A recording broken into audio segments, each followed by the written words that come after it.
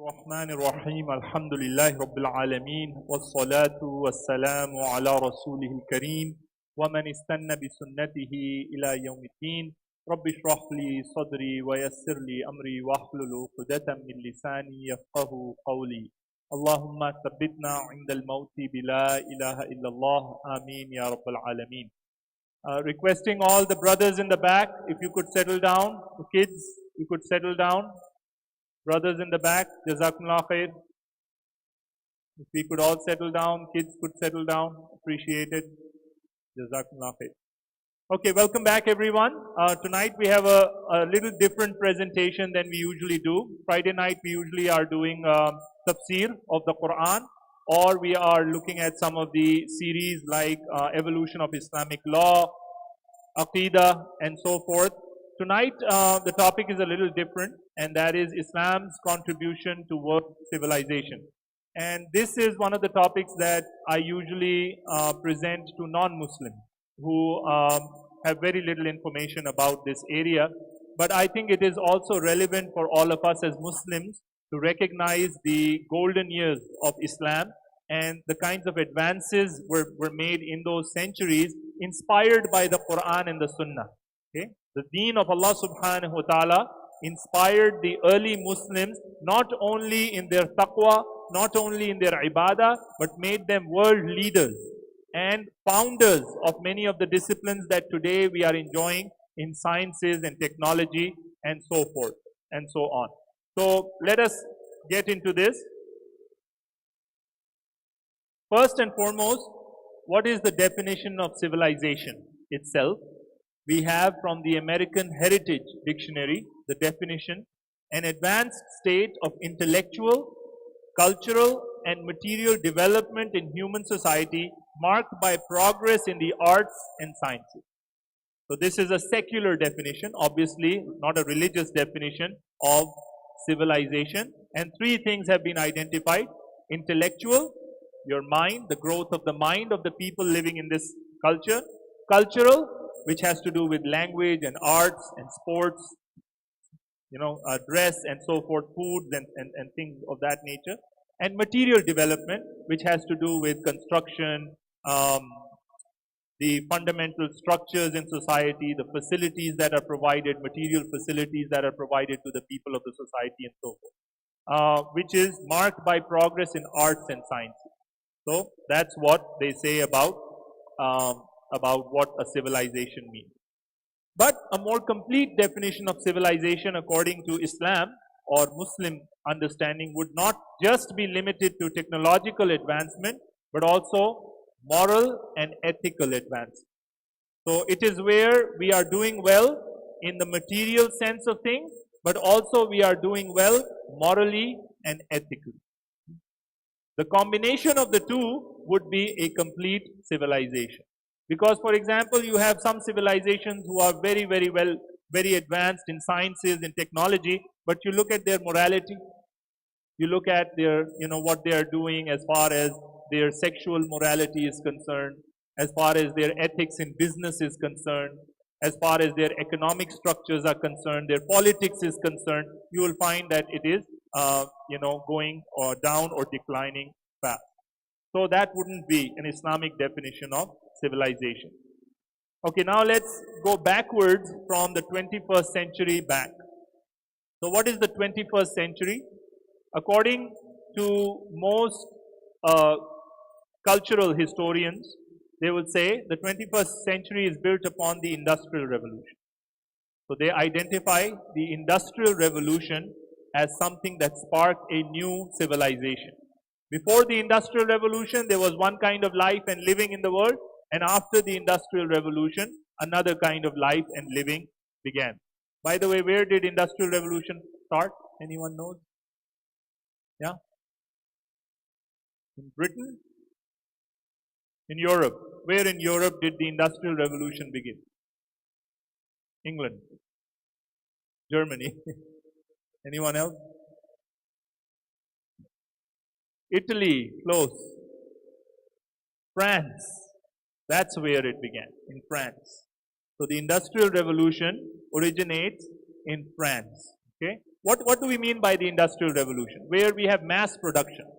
Before the Industrial Revolution, we used to have agricultural society, right? You would grow food, you would grow crops, and then you would transfer them and trade with them. But now after the Industrial Revolution, you have mass production of items, where now items are readily available in thousands of quantities for the people. Okay, that's what we are living in today, right? You go to Walmart, you go to Kroger, you go to Meijer, you'll find each product, mass production there is there. It's not limited in quantity. It is unlimited in certain ways. So that's the Industrial Revolution, which is founded in France. The question then is, what is the Industrial Revolution built upon? The Industrial Revolution, they would say, is built upon the Renaissance. What's the Renaissance? What's Renaissance? Anyone knows what Renaissance is? Huh? Victory. Victory, okay.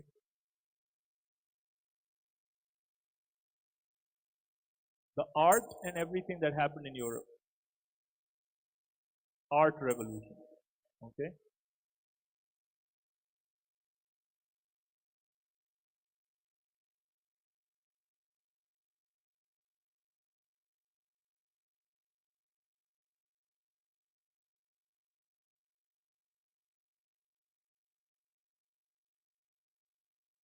It's an intellectual revolution.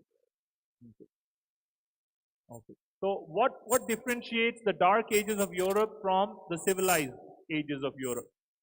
It was a mindset difference. Okay. In the dark ages, you would not question the church. Whatever the church said was final. You were not allowed to ask questions about science. You were not allowed to do exploration. Okay, guys, parents, where are the parents? So many kids here in the masjid. Parents, please, need your help. If your kids are running around, need you to help with this, please. We need all the kids to go in the lobby area. The masjid is not for soccer. Brothers in the masjid. Masjid is not for playing soccer, please. Please go in the lobby area. All the kids, please proceed to the lobby area. Jazakumullah khair. May Allah bless you. Thank you so much. Really appreciate it. All the kids, please stay in the lobby area.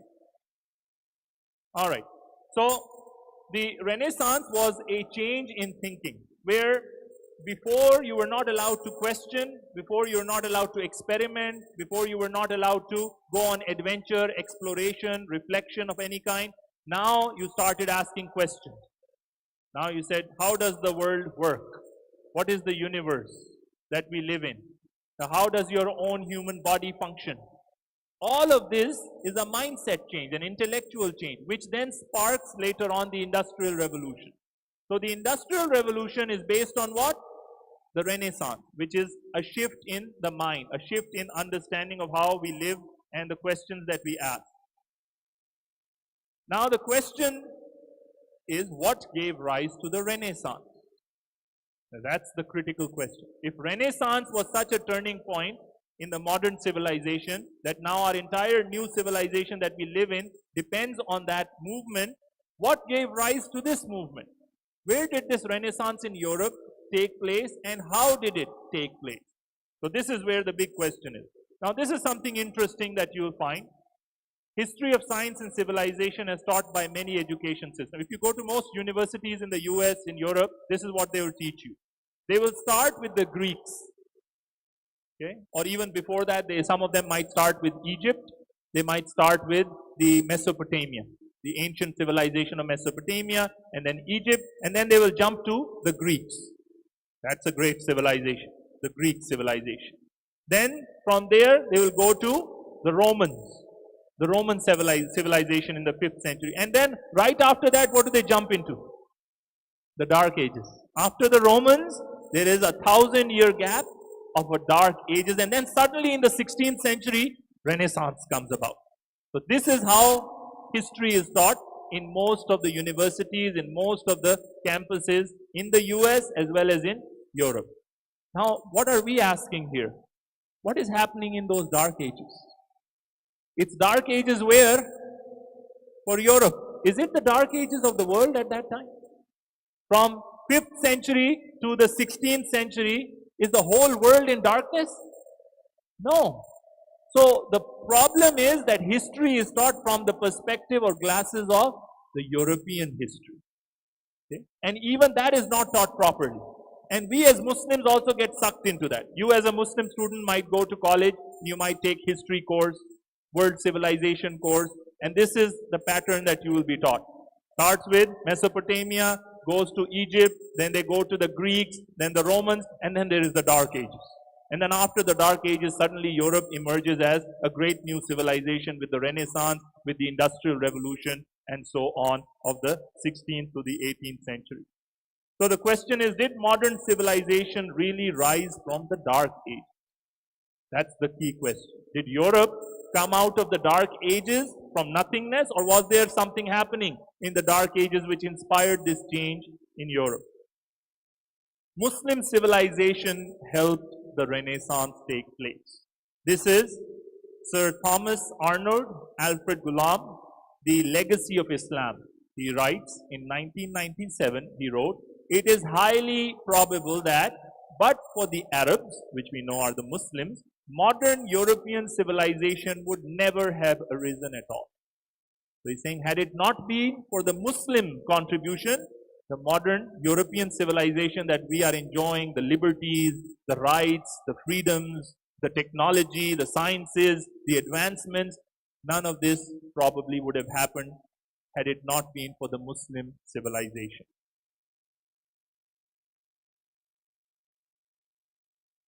"1997 is when this article was published. Yeah, that's the date of the article. Of course, the person himself is Alfred Ghulam Ghulami is a much older person. Robert Briford, he says, in The Making of Humanity, "It was under the influence of the Arabs and Moorish Muslims' revival of culture, and not in the 15th century, that a real renaissance took place. Spain and not Italy was the cradle of the rebirth of Europe." So he's saying it was Spain which inspired the Renaissance in Europe. It was not France and Italy as is commonly held in the history books. The other thing he's mentioning is the Moors of Europe. What happens is a lot of times when they do cover Spain, what do they say? The Moors of Europe, without telling us who the Moors really were. Who are these people called the Moors in Spain? They are Arab Muslims. They're Muslims. So we never find that in the history book. The Muslims in Spain. We always find the Moorish civilization. So the common student who's reading this in the book would never be able to connect Muslim with what happened in Spain. They think, oh, it was some indigenous, some native movement in Spain which inspired this great civilization. So it was the Muslims. Why Muslims' achievements are being ignored? Why do not find this 1000 year of the golden age of Islam, which is called the Dark Ages of Europe, why do we not find any mention of it in the history books at all? Prince Charles. Prince Charles, he says something. When he was addressing the Oxford University, he said, "Because we have tended to see Islam as the enemy of the West, as an alien culture, society, and system of belief, we have tended to ignore or erase its great relevance to our own history." When you have hatred, problems with a group of people, then you tend to do what? You tend to paint them as evil, as bad, as the bad guys. And then any good that they did, you don't want to acknowledge it. This is very human, by the way. We also do that in our relationships, right? If you don't like a cousin, if you don't like an aunt, then she's always bad. You will never recognize the good she might have done for the family or the good that she has in her life. This is very human. So this is what has happened with the Muslims. Why have Muslim contributions been ignored? Why the history books, the pages, they flip directly from the Romans to the Dark Ages and from the Dark Ages to the Renaissance? Because there has been this issue with Islam in the West. There has been issue with the Muslims in the West. And they don't want to recognize it. But their intellectuals know it. Their researchers know it. And now more and more awareness is coming out on this. So now let's go to what were the factors that motivated this great Muslim civilization. We're going to now talk about what that civilization looked like, which has been ignored for all these years. The factors that motivated Muslims to research, invent, and enlighten the world were two factors: the Quran and the life of Prophet Muhammad sallallahu alaihi wasallam. Now, someone might say, "Oh, this is ridiculous. In Europe, religion was stopping the progress. Dark ages are happening when religion is on top. And you're telling us that Islam actually inspired the golden age of the Muslim civilization with all the sciences and culture and arts and everything happening?" So how would we respond to that? How can Quran and Sunnah be the inspiration of the early Muslims or motivating factors for them to create this great civilization that they did? Anyone? What's the connection between Quran, Sunnah and this great civilization?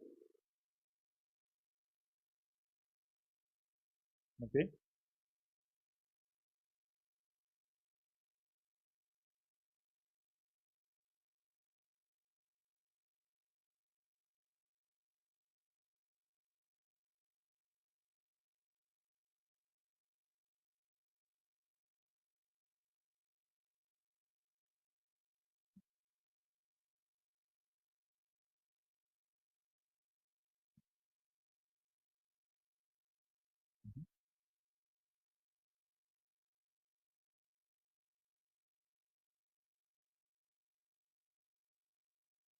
Absolutely. So it is intrinsic to Islam to ask questions about the world we live in. It is part of Quran and Sunnah to reflect, to find the ayat of Allah in the universe around you, to understand how things function, so that we may draw closer to Allah subhanahu wa ta'ala. So this is a path to Allah, the intellectual path to Allah. Scholarship, education, reading, learning, writing, reflecting, exploring. That's one thing. The second thing the brother also mentioned is very important. Islam is a universal religion. So it had the flexibility to absorb in it what? Cultures, absorb in it languages, absorb in it different kinds of civilizations, benefit from the works of those civilizations and promote it and go to the next level. What was happening in the Dark Ages and what was happening even before the Dark Ages, the Roman Empire, when they would enter cities, they would burn down libraries. We have the example of the Library of Alexandria. What did the Romans do when they entered the Library of Alexandria? They burnt it down. And do you know the librarians of that library, they took books, because what they did was they heard Roman soldiers are coming, they knew they would burn this library down. And there is like all these millions of books. They said 1 million books or close to that were in that library. So what they did was they made these librarians run through the passages and pick out books and throw them on the ground. So they keep throwing them, and then there's people on the back coming and collecting them. And then from a secret passage, they ran away with these books because they knew that this library is going to be burnt down. And then they exported this, in ships until the Muslim civilization began and reached these areas. And then they took these books and built upon the knowledge of the ancients. All that knowledge would have been lost had the Muslims not embraced this knowledge of the past. That's what was happening in Dark Ages. That's what other people were doing from other religions. But our religion says what? Embrace knowledge. Because all knowledge belongs to whom? Allah subhanahu wa ta'ala. If this is good knowledge, if it can benefit humanity, if it can make you understand the world around you better, then we embrace it. It doesn't matter if it comes from Jewish sources. Doesn't matter if the Indians wrote those books. Doesn't matter if Chinese contributed to that. People of Africa. Doesn't matter where it comes from. Because Islam is a universal religion. But for some of these other religions and some of these other peoples and cultures of the past, they did not approve of this. They saw this as a threat to their own power, to their own church control over the people. If people start learning, they're going to start asking questions. Who's going to listen to the bishop? Who's going to listen to the pope? Do you know, for example, that the Bible itself was not accessible to the common people until 100, 200 years ago? SubhanAllah, look at the difference. Quran from day one, the Imam is reciting. Everyone is listening to the Quran. They understand the Arabic language. They know what Allah said in its original language. But for 2000 years almost, the Christians had to go to a priest, and only the priest could tell them what the Bible says. They have no direct access to it. That's why translations were, do you know the first translation in English, the person who made the translation in the 1500s, he was burnt by the church. How dare you make a translation of the Bible in another language? Because it was in Greek and Latin at the most. So this is the difference between Islam's approach to knowledge, to learning, to growth, to development, and what was happening in Europe before the Renaissance. So let's look at this a little deeper. We know that the very first word revealed in the Quran was Iqra, which has to do with reading. There are 750 plus verses in the Quran that encourage human beings to ponder, to think, to contemplate, to reflect, to research. Islam is a religion of research. Okay? So we have to embrace that, and the early Muslims embraced that. For example, we have in the Quran, ayah 219 from Surah Al-Baqarah, they ask you about the intoxicants and gambling. Say, in them there is a gross sin and some benefits for the people, but their sinfulness far outweighs their benefit. They also ask you what to give in charity. Say the excess. God thus clarifies the revelations for you that you may reflect. So many of the rulings of Islam, Allah subhanahu wa ta'ala gave us wisdom. That this ruling, why is alcohol forbidden? This is the reason. There is wisdom behind it. Why is gambling forbidden? This is the wisdom behind it. So Islam makes you automatically do what? Contemplation. And Allah is saying, this is given to you so that you may reflect, so that you may contemplate. In another ayah, translation of the meaning say, ponder over what is happening in the heavens and the earth. Ponder, make reflection, tadabbur, over what is happening in the heavens and the earth. In another ayah, those who remember Allah standing, sitting, lying down on their side, and think deeply about the creation of the heavens and the earth. So this is the inspiration of the early Muslims. They are listening to these ayat 5 times a day or reciting them, Taraweeh prayer, they're reading the Quran. They are listening to the Imam recite these ayat, and over again, what is Allah telling the Muslims to do? To ponder, to think, to deeply think about the creations of the heavens and the earth. And the Prophet ﷺ, he said, the seeking of knowledge is obligatory for every Muslim, male and female. So that was one thing. Also, some of the technology was developed due to necessity. Muslims had religious needs which required them to develop certain technology. For example, the direction of Mecca during Salah. It's a requirement, right? When you pray, you have to face the Qibla. So the Muslims, early Muslim scholars, scientists, they started developing certain technologies to help with religious needs. As Muslims started to migrate to different regions, they needed to accurately find the direction towards Mecca, Saudi Arabia, not Arabic. They developed scientific instruments to fulfill this need. Also to calculate the times of the 5 prayers. As Muslims started to migrate to different regions, they needed to accurately calculate the times of the 5 daily prayers. They developed scientific instruments to fulfill this need. To calculate the start of the Islamic month, because the Islamic calendar is a lunar calendar. Ramadan, Hajj, everything has to depend on the calendar. So the Muslim scientists needed to develop tools in order to accurately find the start of the month. The middle ground. W. Montgomery Watt, in Islamic Surveys, the Influence of Islam on Medieval Europe, in England in 1972 on page 84, he says, because Europe was reacting against Islam, it belittled the influence of the Saracens. This was an old name for the Muslims, the Saracens, and exaggerated its dependence on its Greek and Roman heritage. So today an important task for us is to correct this false emphasis and to acknowledge fully our debt to the Arab and the Islamic world. You ask most people, where does European civilization, Western civilization come from? What are the roots? Most of them will say Greek and Rome. Whereas, what is he saying here? That in the middle, there is this great contribution of the Muslim civilization as well. Now, while we say that, we have to be careful. We should also acknowledge that it was not just the Muslim civilization. We were an important part of the contribution to world civilization, but there are also other civilizations that contributed to this. So human civilization owes its debt to the Chinese, to the Islamic civilization, to the Greeks, the Romans, the Indians, the Persians, all of them influenced where we are today. So as Muslims, we are told to be fair. We should not say everything was invented by Muslims. Everything was founded by Muslims, because that is also a tendency where we tend to ignore the contribution of others. So let's not do what others did to us. We have to acknowledge everyone who played a role in where we are today as far as the good that we have achieved in human civilization. So now I want to take certain fields and discuss what the Muslim achievements were in these fields. First one, astronomy. The astrolabe was an instrument invented by the Muslims. It was used to chart the precise time of sunrise and sunset and to determine the period for fasting during the month of Ramadan. Also, this instrument could calculate the distances between various planets and stars. Can you imagine this technology? A simple instrument which can accurately tell you the distance between two planets.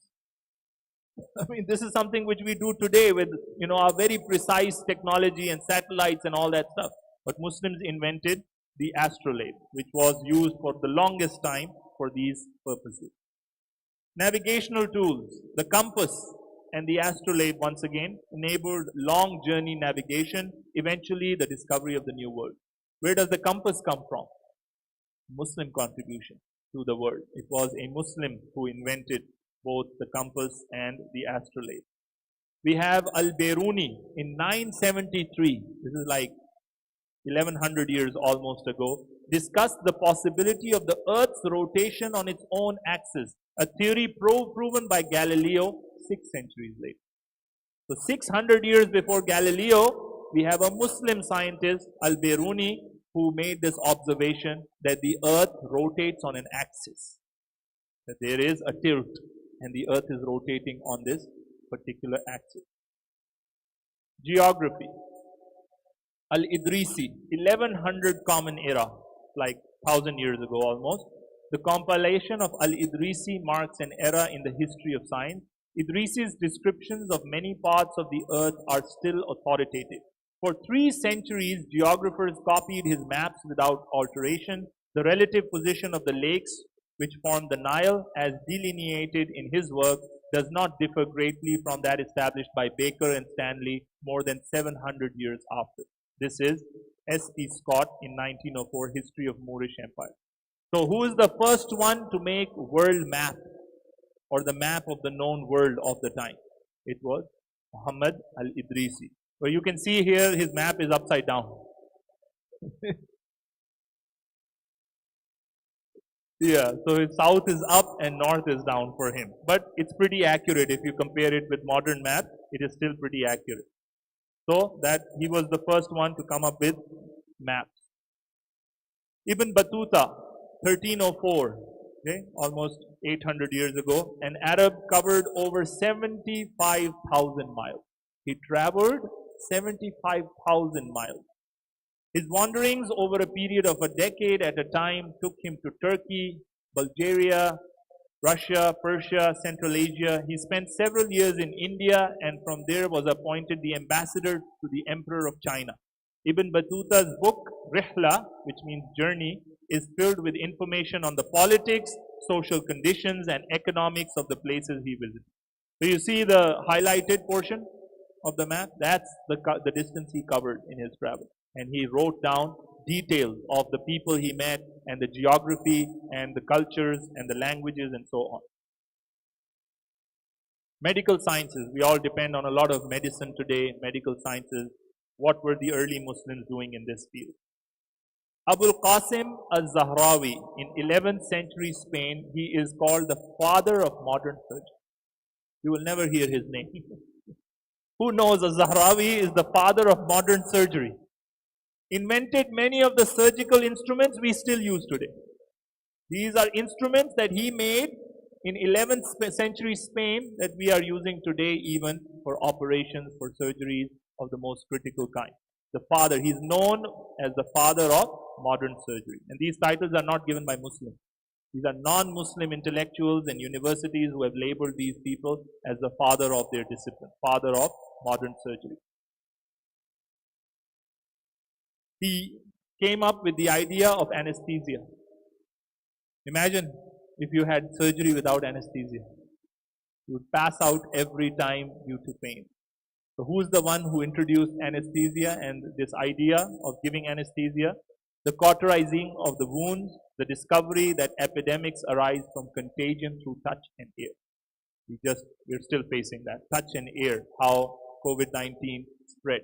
Okay? He is the first one to make these observations and write book on it in 11th century Spain. Ar-Razi is called the father of pediatrics. Okay? 9th century, it's even further back. He was the first to differentiate smallpox from measles and chickenpox in his Kitab fil Jadari wal Hasba, the book of smallpox and measles. He wrote The Diseases of Children, the very first book to deal with pediatrics as an independent field of medicine. First book on children's medicine and children's illnesses was written by a Muslim, Ar-Razi, in the 9th century, the father of pediatrics. The Bulletin of the World Health Organization in May 1970, they said, his writings on smallpox and measles show originality and accuracy, and his essay on infectious diseases was the first scientific treatise on the subject. Subhanallah. Ibn Sina, 980 Common Era, he is known as the father of medicine and the father of clinical pharmacology. He was called the father of medicine by Castellexis in 1980 and the father of clinical pharmacology by Dr. Craig Brater and Walter J. Daly in 2000. He wrote the famous book, The Canon of Medicine. Ibn Sina is known as Avicenna. In history books, in the modern English books, they call Avicenna Ibn Sina. The Canon of Medicine, or Al-Qanun fi Tib, is the most famous single book in the history of medicine in both the East and the West. Who is saying this? Encyclopedia Britannica. The single most important book in medicine is what? A book written by Muslims. When? 1,000 years plus ago. And nobody knows about it. It is used by medical schools in East and West for 500 years after him. They kept using his work and his book until later research was added to it. The Canon of Medicine, Toby Huff, okay, the rise of early modern science, Islam, China, and the West, Cambridge University, he said, the Canon of Medicine was the very first book dealing with evidence-based medicine, experimental medicine, clinical trials, randomized control trials, efficacy tests, risk factor analysis, and the idea of a syndrome in the diagnosis of specific disease. Very scientific things. Some of them I don't even understand. I'm sure you don't understand. But these are things which people who are in these fields understand, who do research, medical research, and how these things are so important when you're doing research. Contagious diseases, Ibn Sina, hospitals start to have separate wards to isolate patients of contagious diseases. Muslims were the first ones to separate patients with diseases from the rest of the community, because they had the understanding that disease would spread through these people if they were joined with the rest of the community. What kind of hospitals did Muslims make?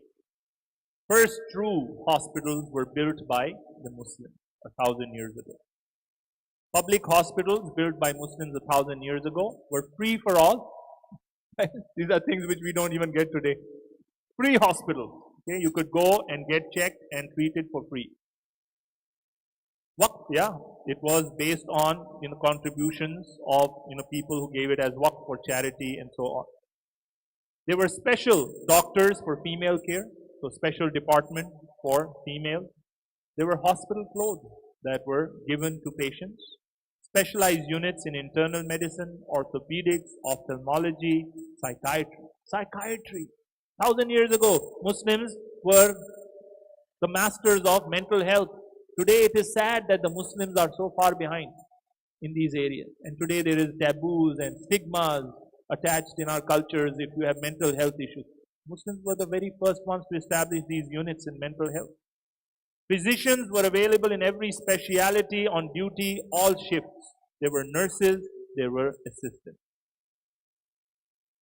Do you know the residency program was started by Muslims? I don't know if you like it or not if you're doing residency. Some people don't like that part of their career, right? But it was the Muslims who started residency.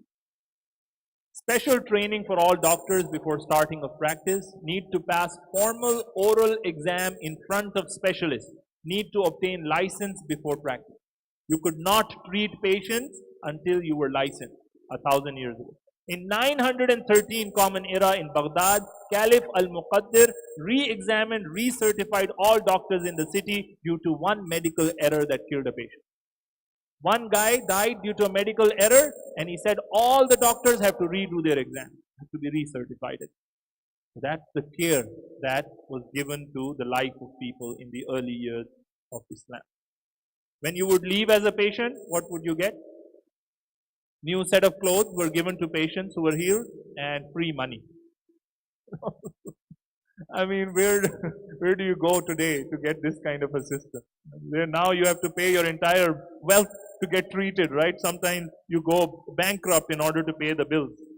Until patients became better and start working again. So they were given free money to sustain themselves while they were not able to work. 1,000 years ago. This is very interesting. Al-Adadi Hospital in Baghdad in 981. Ar-Razi is the one who came up with this. He was asked, where should we build the hospital? So look at his plan, how he came up with the hospital site. He placed pieces of meat in different locations around the city. The place where the meat remained the freshest, he said that's where we need to build the hospital.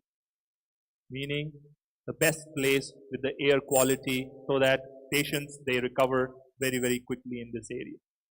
This Al-Adadi hospital had a pharmacy, had a library, had stores inside the hospital, had gardens with fruits and vegetables. 1,000+ years ago. This is 981 Common Era.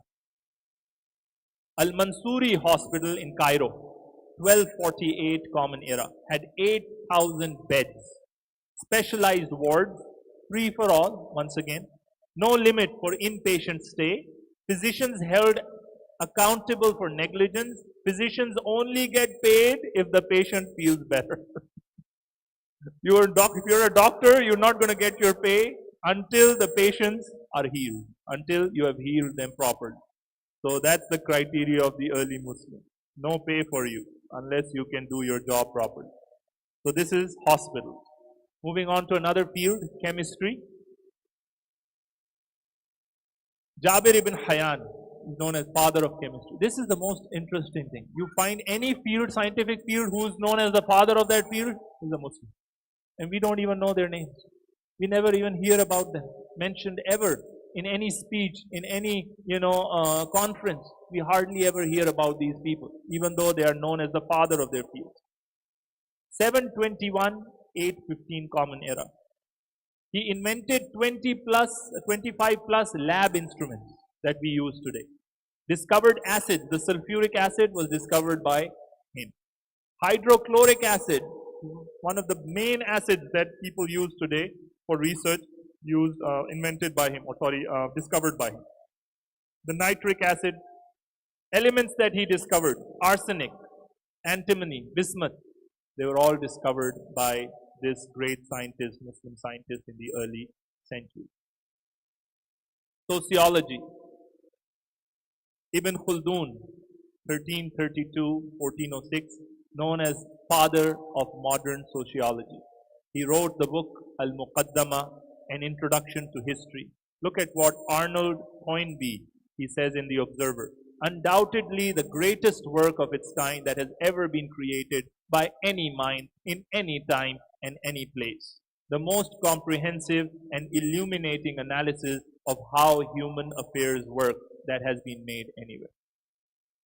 This is how they view this. Adhan time. Let's listen to the Adhan. Allahu Akbar.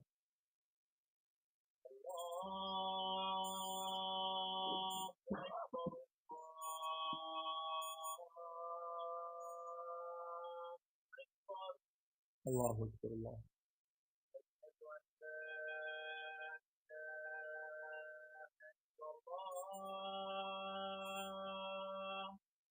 أشهد أن لا إله إلا الله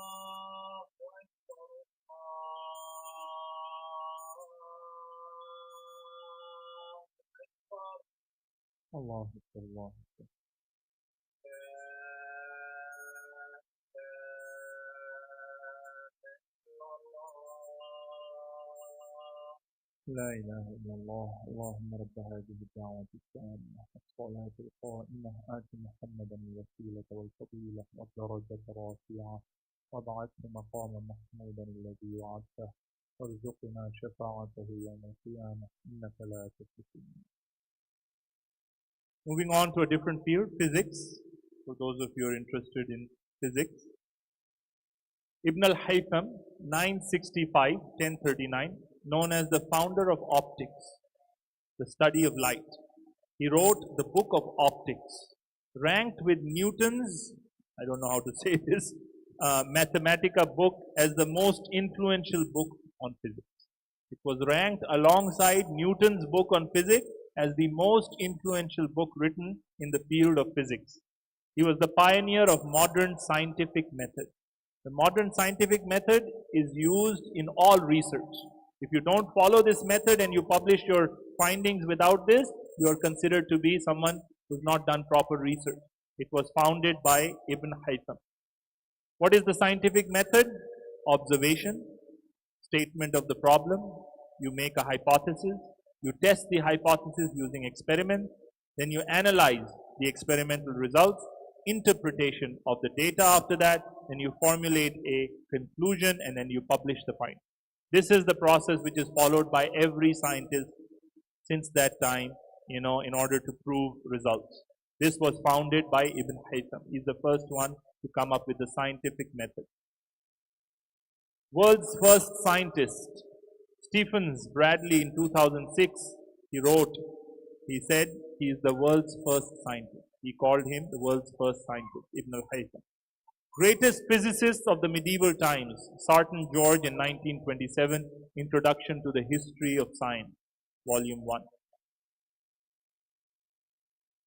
Best idea in 1,000 years by the New York Times, the scientific method and the scientific skepticism as the most influential idea of the second millennium. Subhanallah, look at this.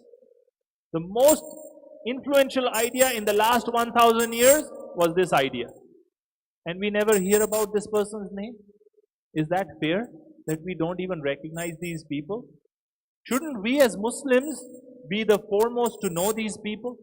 Shouldn't we be proud? As Muslims, we should be proud of Islam. We should be proud of the Muslim contribution to the world we live in. We should not think of ourselves as less than any other civilization. We should think of ourselves as one of the best civilizations ever, because we were. But yes, we lost it, because when we stopped doing all of this stuff, then we started going in the wrong direction. And we need to reclaim all of this again. Mathematics. Arabic numerals introduced by the Muslims. The Arabic numerals are the ones we use in English today. 1, 2, 3, 4. These are Arabic numerals. They're not Western numerals. Okay? And the ones which the Arabs use today are Indian numerals. They were invented by the Indians. So often I joke with my Arabic students, the moral of the story is never invent a number system. You're never going to like your own number system. The Indians invented number system, they didn't like it, the Arabs took their number system. The Arabs invented their number system, they didn't like it, the Western people took their number system. So it's all mixed up. Al-Khwarizmi, 820, the father of algebra and algorithm. Do we ever hear about his name?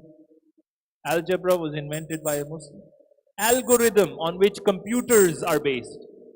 Without algorithm, the computer would never have been invented. That came from a Muslim, Al-Khwarizmi, 1200 years ago. Carly Fiorina, the CEO of HP, said on Muslim civilization, and this Muslim civilization was driven more than anything by invention. Its architects designed buildings that defied gravity, and its mathematicians created algebra and algorithms that would enable the building of computers and the creation of encryption. Field of education. The Prophet ﷺ once again said the seeking of knowledge is obligatory on every Muslim. World's oldest university in the Muslim world, built by the Muslims in 859. 859. How old is that? 1200 plus years. The University of Qarouin in Fez, Morocco. The oldest university in the world. Built by Fatima Al-Fihri. The Guinness Book of Records mentioned it in 1998. The second oldest university in the world, also by the Muslims, Al-Azhar University, Cairo, Egypt, established in 975 Common Era. Libraries, Islamic libraries, collection of ancient manuscripts, translating works of Greek and Roman scholars. As I said, all of these Greek and Roman and Indian works would have been lost had the Muslims not preserved them. And not only did Muslims preserve them, but they translated them to Arabic. And it was from Arabic that they were translated to European languages. And then European scientists used that work. If Muslims had not done this work, the link would have been lost forever. There was lending of books. 1,000 years ago, you could go to a Muslim library and you can get a book to read for yourself. Books were catalogued. The concept of Muslim libraries was copied later by Christian monks, then introduced to the West, today's library. Where do we get the concept of today's library? From Christian monks. They were the ones who established the first European libraries. Where did the Christian monks get this idea of library? From Spain, where the Muslim libraries were in operation. Some of the libraries, Darul Hikmah, the House of Wisdom in Cairo, 18,000 ancient books were kept in this library. Baytul Hikmah, the House of Wisdom in Baghdad, Al-Hakam in Spain, 400,000 books were in this. The Bani Ammar library in Libya, Tripoli, had over 1 million books kept in it. What happened to these libraries? When the Tartars conquered Baghdad, they destroyed these books. In 1258, when the Mongols came in, they destroyed some of these libraries. The same thing, the Crusaders, the Christian Crusaders, when they entered the Muslim world in Jerusalem, in Gaza, in Tripoli, they did the same. The same thing happened in Spain when the Spanish Inquisition happened in 1492. The Christians came back to Spain, and one of the first things they did was demolished and destroyed the Muslim libraries and burnt them down. Burnt 1 million books in one day in Granada. This is the loss of knowledge that happened in one day. How difficult is it to build knowledge, and how easy is it to destroy it? In one day you can destroy the work of thousands of people and thousands of years of work. Language. What do these things have in common? Coffee, orange, candy, soda, algebra, cotton. These are all derived from the Arabic language. What do these things have common? Sofa, can, giraffe, magazine, sugar, numerals. Once again, derived from Arabic words. Arabic words in other language. There's 1,000 plus words in English, which come from Arabic. 1,000 plus words in Spanish. 1,000 plus words in Portuguese. And similarly, French and Sicilian languages have borrowed from Arabic. Architecture. We know about the Taj Mahal, one of the wonders, architectural wonders of the world, built by the Muslims in India. We have the Blue Mosque in Istanbul, Turkey, another great architectural achievement. We have the Dome of the Rock, Jerusalem, 691, 1400 years almost, 13 to 1400 years now, great work of architecture.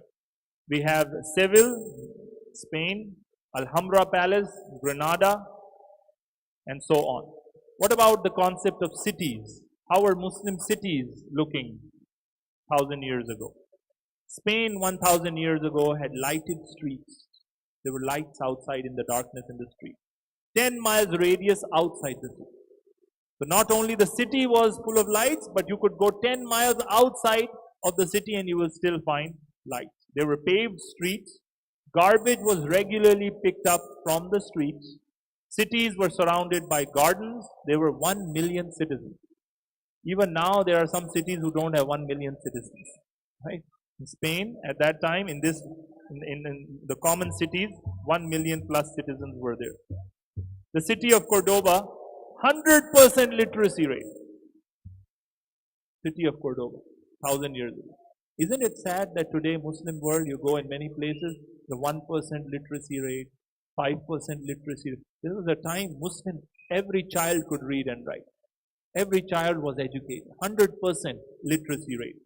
50 hospitals in this one city. 80 schools with free education.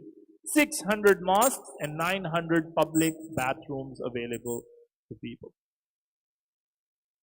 What about the modern times? Some of the contributions of Muslims in the US. Architecture.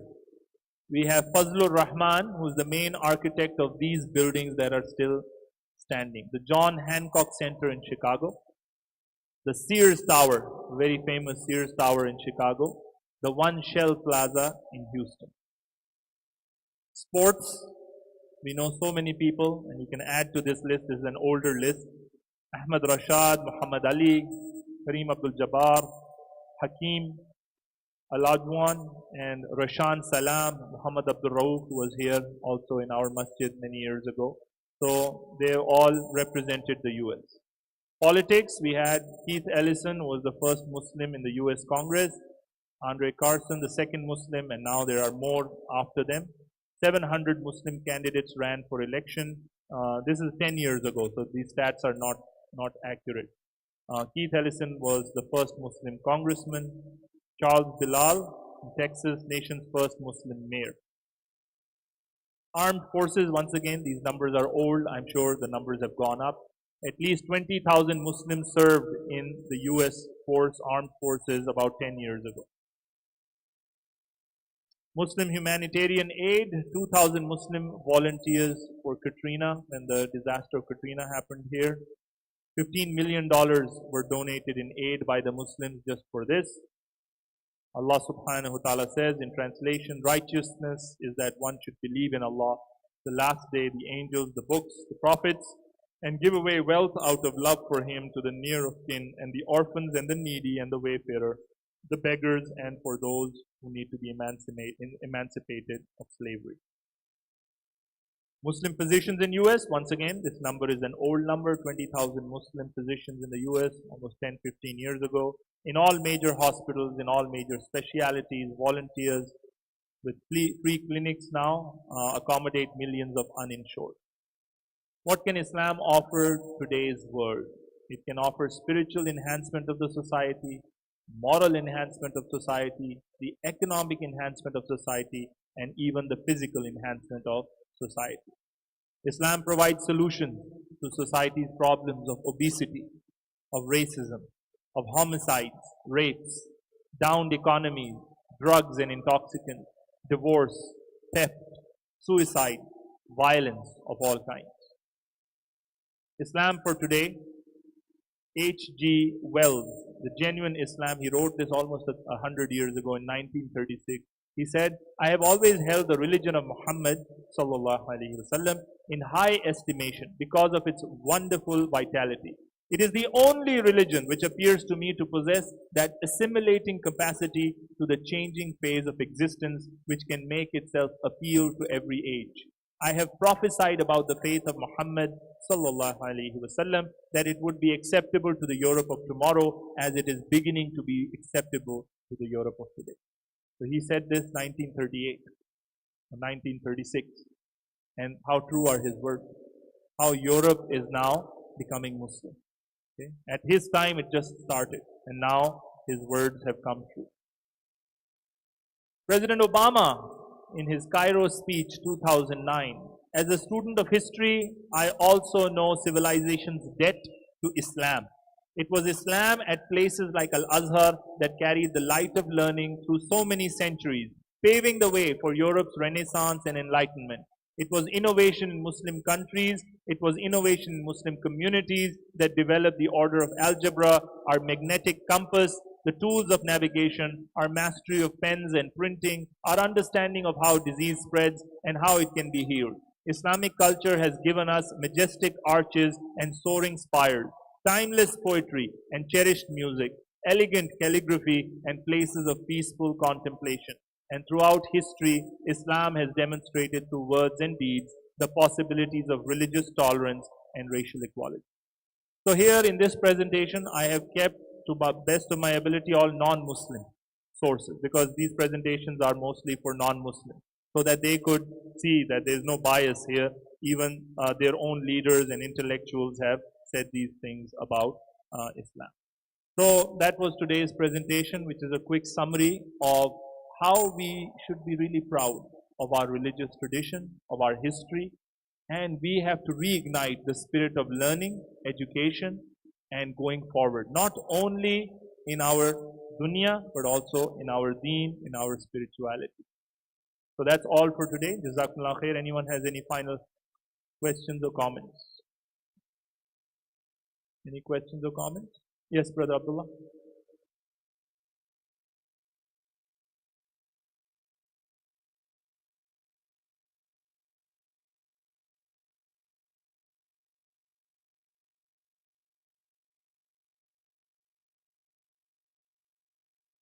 I'm sure. Okay, yeah. I mean, we mentioned psychiatry was there. I'm sure the Muslims wrote books back then. I'm sure they diagnosed patients with some of the disorders that today, to this day are recognized as accurate. MashaAllah. SubhanAllah. Any other comments or questions?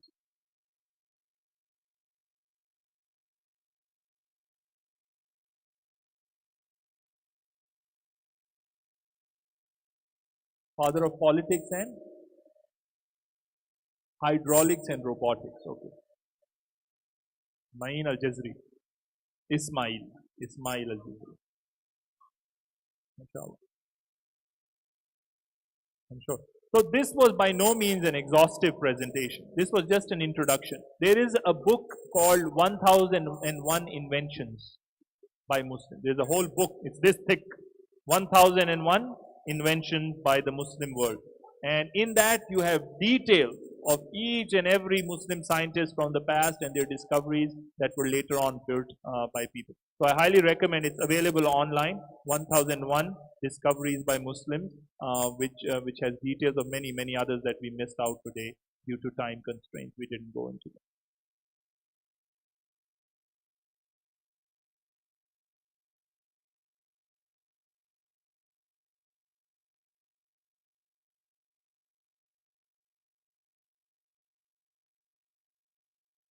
It is acknowledged by some sections and not by the public.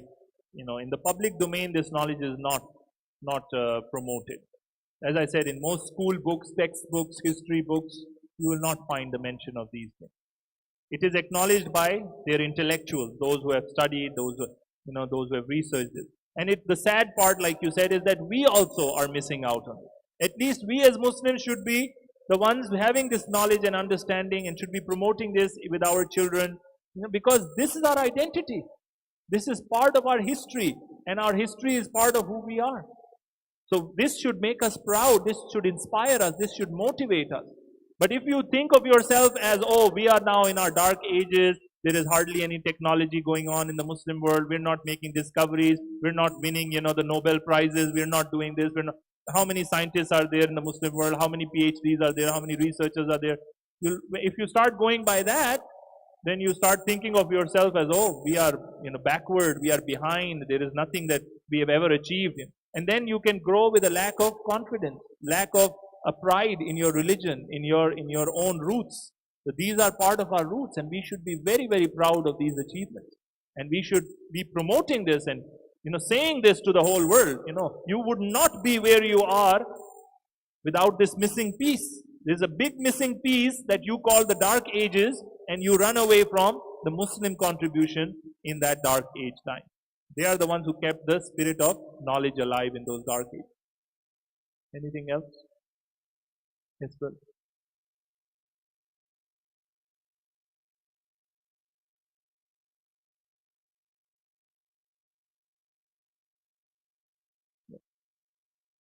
Now we do that, yeah. That's like things have reversed, right? So the brother is saying in those days, people from the non-Muslim world used to gather and study with Muslim scholars in Muslim universities. Arabic language at that time was the main language of the intellectual world. Just like English has become now the worldwide language, in the past years, yesteryears, it was Arabic language. That's why even you find people like Maimonides, who wrote, was a great scientist in Spain, a Jewish man. His academic works are all written in Arabic, even though he's not an Arab. He's a Jew living in Spain. And all his academic work is in Arabic language. Maimonides, yeah, he's one of the famous Jewish intellectuals in Spain. Yes. Either one.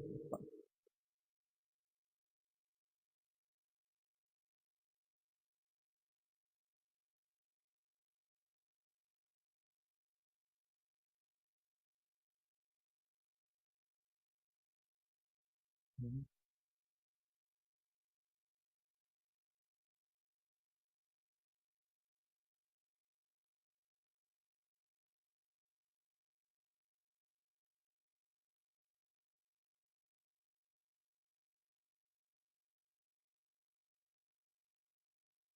Yeah.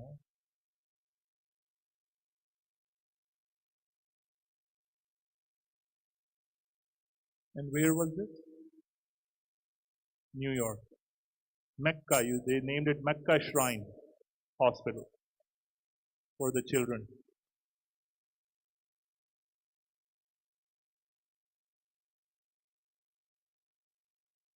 Damascus.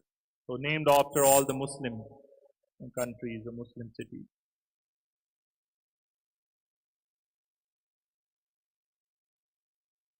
Yes. Yes. So there are roots back in the 1800s which go back to that. Yes, sister, you were saying something?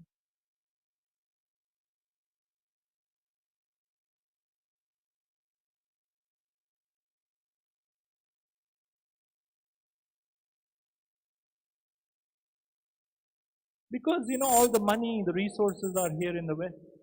I mean, if you compare Muslim world's education, let's say, to the Western education, where do we fall back in the Muslim world?